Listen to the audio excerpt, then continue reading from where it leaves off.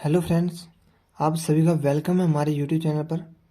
तो फ्रेंड्स, आज के इस वीडियो में हम सॉल्व करेंगे क्लास 12th का फिजिक्स का चैप्टर नंबर फर्स्ट है, उसका जो 8वां क्वेश्चन दे रखा है उसको हम इस वीडियो में अच्छे से सॉल्व करेंगे।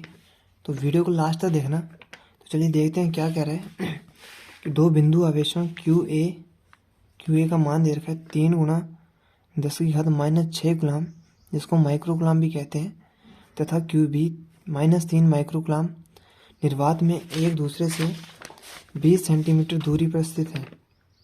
इसमें दो पार्ट पूछे हैं क्वेश्चन के। तो पहले पार्ट में क्या कह रहा है, दोनों आवेशों को मिलाने वाली रेखा के मध्य बिंदु O पर विद्युत क्षेत्र कितना है। तो हमें इस रेखा के मध्य बिंदु O पर विद्युत क्षेत्र ज्ञात करना है। और दूसरे पार्ट में क्या कह रहा है, यदि 1.5 × 10⁻⁹ गुलाम परिमाण का कोई परीक्षण आवेश इस बिंदु पर रख दिया जाए, यानी कि जो ए बी रेखा का मध्य बिंदु O है, वहाँ पे हम इस परिमाण का कोई परीक्षण आवेश रख दें, तो ये परीक्षण आवेश कितने बल का अनुभव करेगा, यानी कि इस पे लगने वाला बल कितना होगा, उसका मान हमें ज्ञात करना है। तो चलिए देखते हैं आंसर।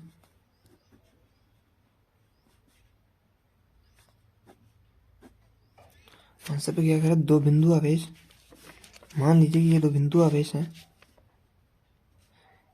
ये रेखा ए बी और ये इसका मध्य बिंदु O है एक दूसरे से, और ये दूरी 20 सेंटीमीटर है। बिंदु ए पे 3 माइक्रो कूलम का आवेश और बिंदु बी पे -3 माइक्रो कूलम का आवेश, और इन दोनों के मध्य जो दूरी दे रखी है वो 20 सेंटीमीटर दे रखी है। इसका मतलब है कि आवेश क्यू ए है जो, वो बिंदु O से 10 सेंटीमीटर दूरी पे स्थित है। ये जो दूरी है ये 10 सेंटीमीटर है, और जो बी की O से दूरी है वो भी 10 सेंटीमीटर है। जो ये वाली दूरी है ये भी 10 सेंटीमीटर दे रखी है। तो हमें पहला पार्ट पूछा गया है कि दोनों आवेशों को मिलाने वाली रेखा ए बी के मध्य बिंदु पर विद्युत क्षेत्र कितना होगा, यानी कि बिंदु O है, इस पर विद्युत क्षेत्र कितना होगा। तो चूंकि ये पॉजिटिव चार्ज है तो इससे विद्युत क्षेत्र की दिशा इधर की तरफ होगी, यानी कि विद्युत क्षेत्र इधर होगा। और जो बी पे है वो नेगेटिव चार्ज है, इस पे भी विद्युत क्षेत्र की दिशा इधर की ओर होगी, क्योंकि विद्युत क्षेत्र की दिशा धनावेश से दूर की ओर और ऋणावेश इसके पास की ओर होती है। तो यहाँ पे विद्युत क्षेत्र की दिशा ए से बी की ओर होगी। तो हम बिंदु पे O पे विद्युत क्षेत्र निकालेंगे जब, तो इन दोनों के कारण हमें विद्युत क्षेत्र निकालना पड़ेगा और वो दोनों आपस में जुड़ जाएंगे। तो चलिए करते हैं। क्यू ए आवेश के कारण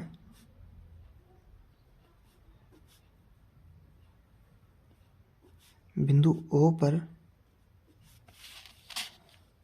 विद्युत क्षेत्र।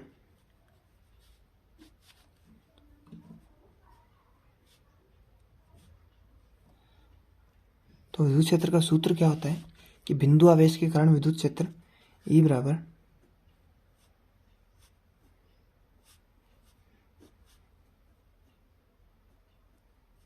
(1/4πε0 QA/r²। ये बिंदु आवेश के कारण विद्युत क्षेत्र की तीव्रता होती है। तो ये इंपॉर्टेंट सूत्र है, आप इसे याद करना अच्छी तरह से।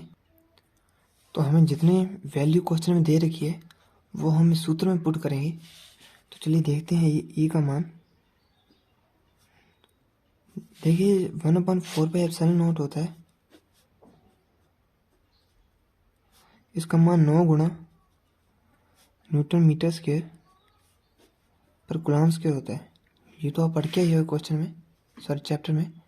जब अपने चैप्टर पढ़ा था तो ये हमने अच्छी तरह सॉल्व पढ़ लिया था कि 1/4πε0 का मान 9 × 10⁹ न्यूटन मीटर स्क्वायर पर कूलम स्क्वायर होता है।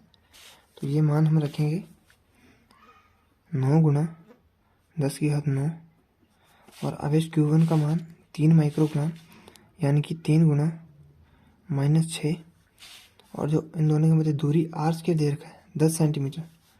10 सेंटीमीटर को मीटर में बदलेंगे इसको 100 से भाग देना पड़ेगा। तो 10 सेंटीमीटर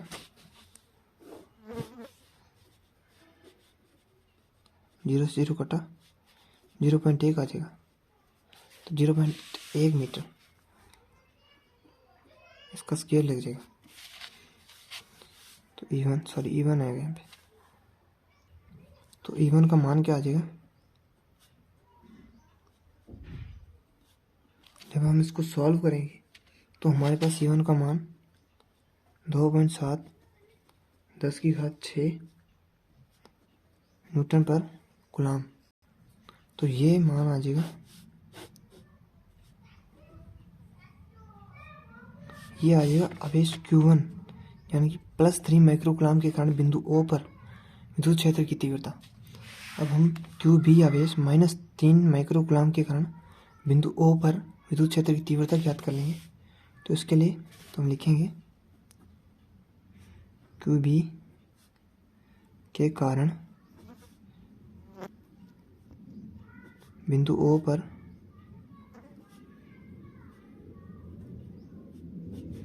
विद्युत क्षेत्र E2 का मान, वही सूत्र आ जाएगा 1/4πε0 QB/R²। तो E2 का मान क्या आ जाएगा, 9 गुणा 10⁹ गुणा माइनस नहीं आएगा, 3 गुणा -6/R², यानी कि 0.1²। तो E2 का मान क्या आ जाएगा हमारे पास, जब हम इसको सॉल्व करेंगे इसका मान भी वही आ जाएगा 2.7 गुणा 10⁶ न्यूटन पर कूलम। तो ये हमारे पास E2 का मान आ जाएगा। और चूँकि इसकी दिशा A से B की ओर है विद्युत क्षेत्र की, तो बिंदु O पर दोनों विद्युत क्षेत्र की तीव्रताएं जो E1 और E2 का मान है, ये दोनों जुड़ जाएंगे। हम लिखेंगे E वेक्टर बराबर E1 प्लस E2। तो इस समीकरण में हम E1 और E2 का मान रख देंगे। तो चलिए देखते हैं। E वेक्टर बराबर 2.7 गुणा 10⁶ प्लस 2.7 गुणा 10⁶। तो जब हम इसको सॉल्व करेंगे तो E का मान E वेक्टर, तो E का मान आ जाएगा 5.4 गुणा 10⁶ न्यूटन पर कूलम। ये हमारा राइट आंसर हो जाएगा कि बिंदु O पर विद्युत क्षेत्र की तीव्रता QA और QB आवेश के कारण। ये इसका पहला पार्ट था A।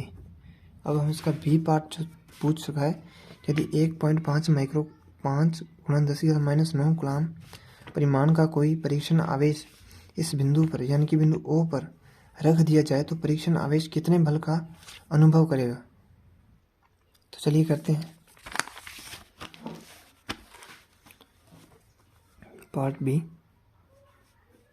इसमें Q0 जो परीक्षण आवेश का मान दे रखा है 1.5 गुणा 10⁻⁹ कूलम, और जो बिंदु O पर विद्युत क्षेत्र का मान आया था यानी कि E वेक्टर का मान 5.4 गुणा 10⁻⁶ न्यूटन पर कूलम। आपने एक सूत्र पढ़ा होगा विद्युत क्षेत्र की तीव्रता का, E बराबर F/F वेक्टर Q0। ये सूत्र हम पढ़ के आए जब हमने पाठ पढ़ा था। तो यहाँ से हम F का मान निकाल लेंगे। F वेक्टर बराबर E वेक्टर क्रॉस Q। तो जो वैल्यू हमारे पास है वो हम इस सूत्र में पुट करेंगे। तो F वेक्टर हो जाएगा E का मान 5.4 गुणा 10⁻⁶ गुणा Q0 का मान 1.5 गुना 10⁻⁻9। और जब हम एफ फैक्टर इसको सॉल्व करेंगे, तो एफ फैक्टर का मान आ जाएगा 8.1 गुना 10⁻³ न्यूटन। ये हमारा राइट आंसर हो जाएगा। जो दूसरा पार्ट पूछा गया था, देख लीजिए, कोई दिक्कत नहीं होनी चाहिए मेरे ख्याल से।